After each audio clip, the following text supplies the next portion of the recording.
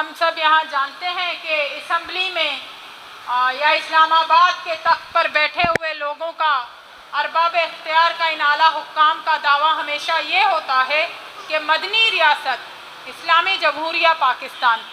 मैं बार बार यहाँ इस्लामी जमहूरिया पाकिस्तान किसी को टीज़ या इरिटेट करने के लिए नहीं कह रही, बल्कि मैं उन आला हुक्काम को याद दिला रही हूँ कि जिस इस्लाम के नाम पर आप जो कारोबार कर रहे हैं, मारो फेंको का कारोबार कर रहे हैं, लापता करने का जो कारोबार कर रहे हैं, उस इस्लामी रियासत वालों को मैं ये बताना चाहूँ कि कुछ दिन कबल आपने आवारान के इलाके तीर तेज से कुछ लोगों को लापता किया। इनमें से 2 भाई थे जिनको आपने इस कदर इतना तशद्दुद किया कि मोहम्मद अली दीनार जांबर नहीं हो सके और दूसरे भाई को नीम मुर्दा हालत में आपने फेंक दिया।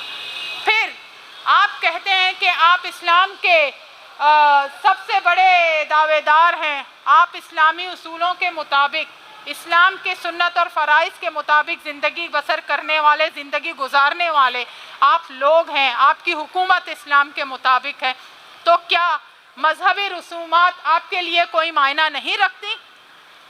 मैं यहाँ, मेरे पास कोई स्पीच नहीं है, मेरे पास कोई तकरीर नहीं है, मेरे जहन में सवालात हैं इन हुकूमत से, इन सिक्योरिटी फोर्सेस से, इस रियासत से। मजहबी रसूमात आपकी नज़र में कुछ नहीं, क्या आप भी अपने प्यारों को ट्रैक्टर के ज़रिए गड़ा खोद कर, ट्रैक्टर के ज़रिए वहाँ उसे फेंक कर उस पर मट्टी डाल देते हैं? क्या मजहबी रसूमात आपकी नज़र में ये है जो आप लोगों ने मोहम्मद अली दीनार के साथ किया? फिर उनके लोगों को थ्रेट किया, डराया, धमकाया कि खबरदार उसे यहाँ से निकालने की कोशिश नहीं करना। लेकिन कौन अपने प्यारों को इस तरह एक नामालूम गड्ढे में, एक नामालूम खड्डे में छोड़ सकता है? इसके बावजूद वहाँ की आवाम ने, वहाँ के लोगों ने एहतजाज किया, धरने में बैठकर अपने प्यारे की लाश को निकालकर अपनी मजहबी रसूमात के साथ दफनाया। यहाँ आप यूरोप को देख लें कि वो बकौल आपके कुफ़ार की रियासत है, वहाँ इस्लाम का बकौल आपके बोलबाला नहीं है, लेकिन वहाँ इस्लाम के जो मज़हब से ताल्लुक़ रखने वाले लोग हैं, आपके अपने पाकिस्तानी वहाँ मौजूद हैं। आप उनसे ये सवाल करके पूछें, आया आपको मजहबी रसूमात, अपने लोगों की डेड बॉडी को कफन और दफन करने के लिए मजहबी रसूमात की आपको इजाज़त है? नहीं।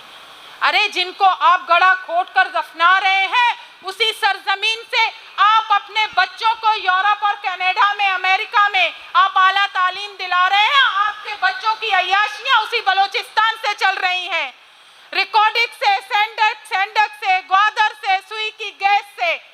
आप खलीज में अपने लिए मॉल और फ्लैट्स बना रहे हैं। आप कारोबार करने वाले लोग हैं, वो कारोबार जो 2 नंबर कारोबार कहलाते हैं।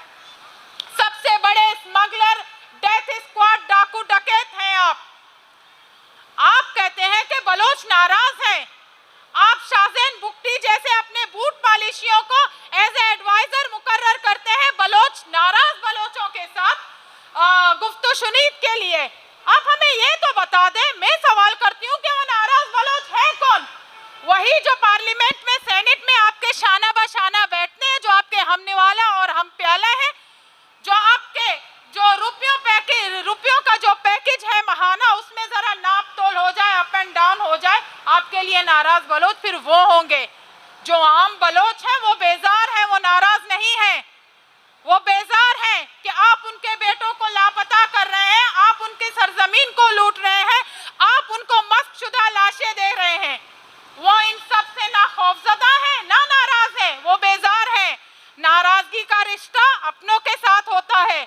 आपने कौन सा बलोचों के साथ अपनेपन का सुलूक किया है? रियासत माँ जैसी होती है, आपने बलोचों के लिए सौतेली माँ का भी किरदार अदा नहीं किया है। सौतेली माँ के दिल में भी रहम होता है कि अगर सुबह से उसकी सौकन का बेटा अगर भूखा होगा तो शाम को कम से कम उसको दाल, रोटी या चाय पापे भी दे देगी, सामने रख देगी।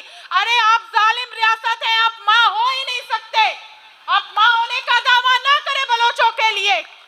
बलोच बेजार है, बलोच ना खौफजदा है, ना बलोच नाराज है। आए आप देखें हमारी छोटी छोटी बच्चियां 8 साल, 6 साल, 7 साल की उम्र में रोडों पर अपने प्यारों के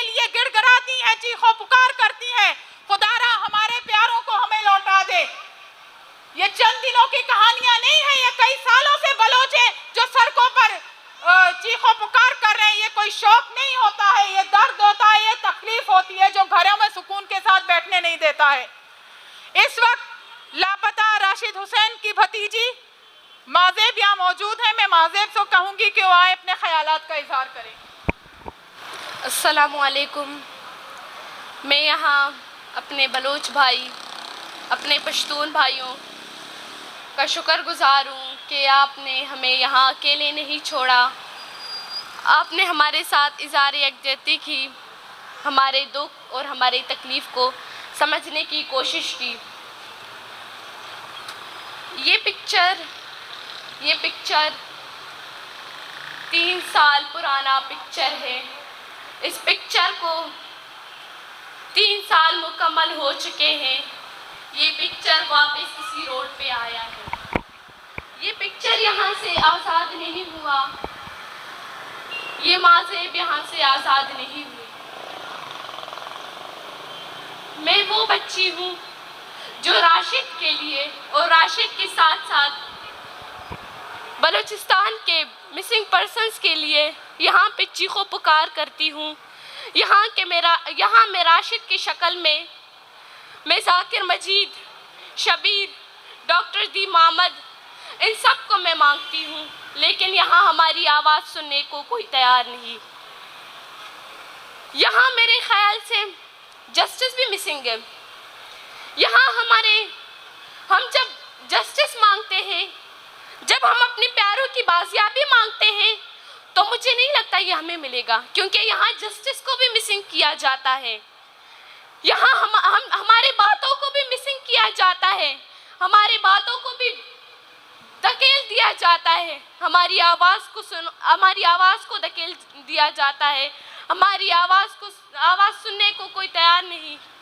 राशिद हुसैन जो कि दुबई मुत्तहिदा अरब इमारात में, जो कि एक इंटरनेशनल मुल्क में एक मज़दूर थे, आप समझेंगे कि वो बिजनेसमैन थे, लेकिन मैं कहूँगी कि वो एक मज़दूर थे। वो वहाँ पे एक सरकारी कारोबार नहीं करते थे। वो सुबह 6 बजे अपनी दिहाड़ी के लिए निकलते थे और रात 10 बजे घर पहुँचते थे। वही राशिद को वहाँ के अरबों ने, वहाँ के हुकूमतों ने लापता कर दिया। इमरान खान के लोगों के साथ हाथ मिलाया और हमारे लगते जिगर को हमसे ले गए। राशिद हुसैन हमारे घर का एक रौनक था।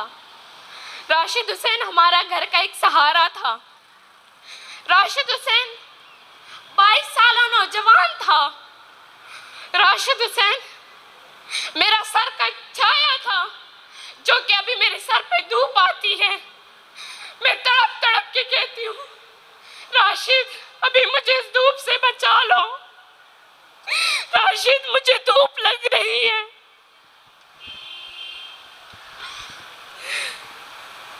न जाने राशिद मेरी आवाज कब सुनेगा। राशिद कौन कैद खानों में बंद करके रखी है, वरना राशिद अपनी मासूम बहन की आवाज सुन के चले आता। न जाने राशिद दुबई में है, न जाने राशिद कहाँ है। यहाँ किसी को नहीं छोड़ा जाता, यहाँ मजलूम को उठाया जाता है, यहाँ स्टूडेंट्स को उठाया जाता है।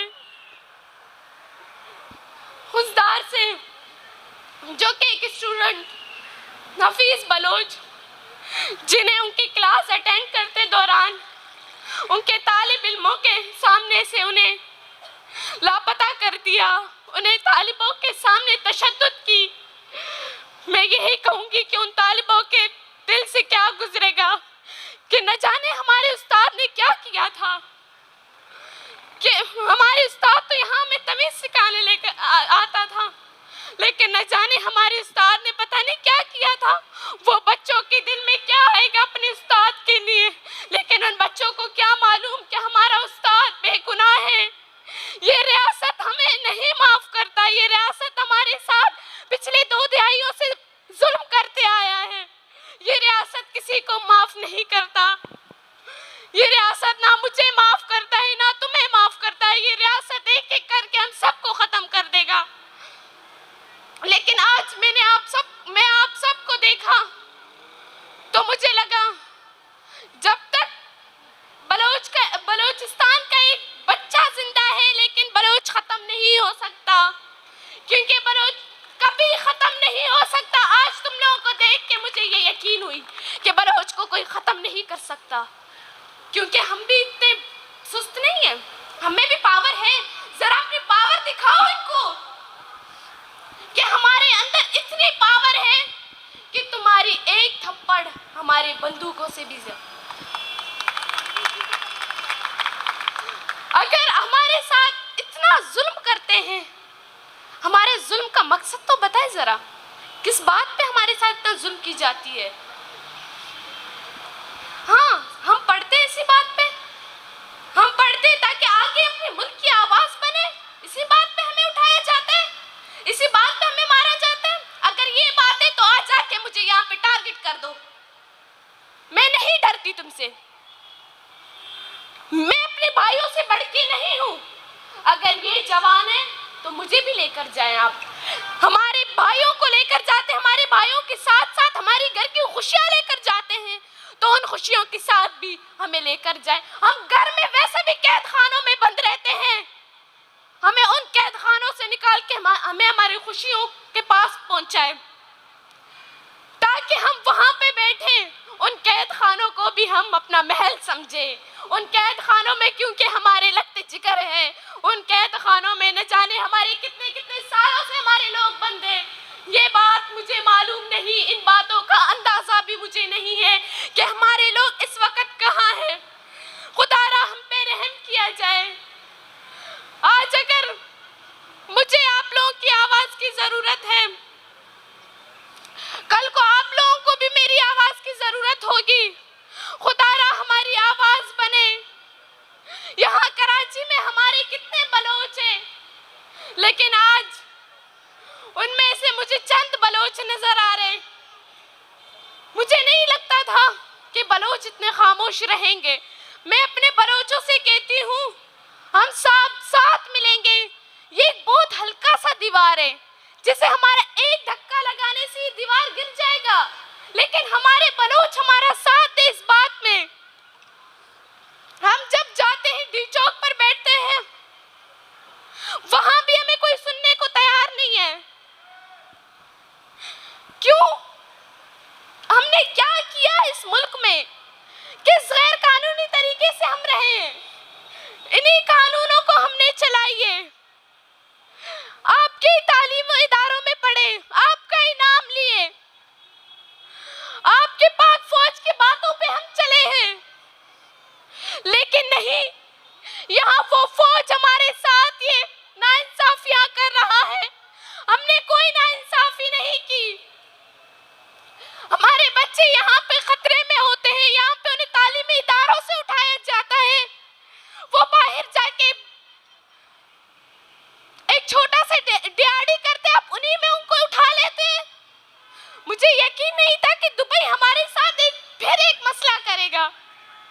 मुझे लगा कि वो राशिद को उठाने में शर्मिंदा है, लेकिन नहीं। राशिद के साथ साथ मेरे एक और राशिद के कजन को भी लेकर गए, लेकिन कहाँ है वो? हमें नहीं मालूम, उनको भी मिसिंग कर दिया है। हम खुदारा अपील करते हैं, अपील कर करके हम थक चुके हैं। हम पे जुल्म कर रहे हैं आप, एक जुल्म है ये। आपको नजर नहीं आती है जुल्म। उस माँ का कलेजा देखें, उसमें क्या जुल्म चल रहा है, उसमें कितने रंगों की आग चल रही है। उस माँ की आप तड़पती हुई आवाज सुने, उस बहन की आप तड़पती हुई आंसुआं देखें, तब आपको यकीन होगी। खुदारा हम पे रहम किया जाए। मैं ह्यूमन राइट्स वालों से अपील करती हूँ, वो एक इंसानियत के ऊपर काम करते हैं, वो ही हमारी आवाज सुने, क्योंकि यहाँ पे इंसानियत कहीं से भी नहीं है। वो अदालत इंसाफ के लिए बने हैं, वो अदालत इंसाफ के लिए बने हैं, लेकिन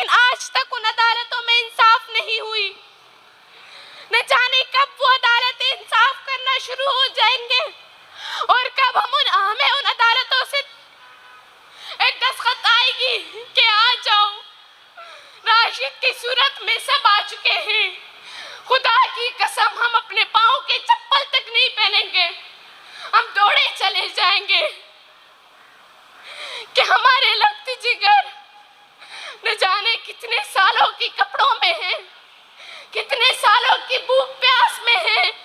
हमारे लगती जिगर हमें कौन से यादों में हमें वो याद कर रहे होंगे। मुझे याद है राशिद मुझे नहीं भूल पाएगा।